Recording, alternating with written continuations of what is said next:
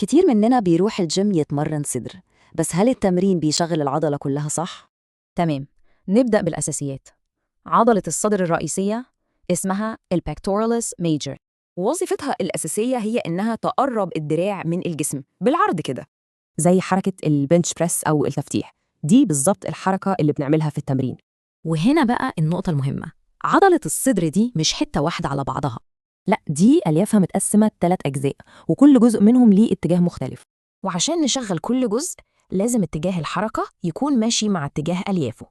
هو ده السبب إن البنش المستوي ممتاز للكتلة العضلية العامة للصدر. لأن حركته الأفقية دي بتشغل الألياف الوسطى اللي بتدي الحجم الكبير. طيب، والجزء العلوي من الصدر عشان نستهدفه لازم نلعب في الزوايا. لما بنستخدم البنش الميل، الحركة بتكون متماشية مع الألياف العلوية. بس خد بالك من حاجة مهمة قوي هنا. لو زاوية الميل عالية زيادة التمرين هيقلب لتمرين كتف أمين.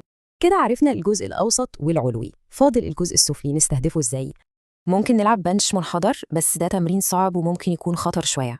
والأحسن منه والأكثر أماناً هو تفتيح الكابل من فوق لتحت، لأن الحركة دي بتتبع نفس مسار الألياف السفلية للعضلة بالظبط. دلوقتي بعد ما فهمنا العلم ورا الزوايا دي، إيه الزاوية اللي هنركز عليها في التمرين الجاي؟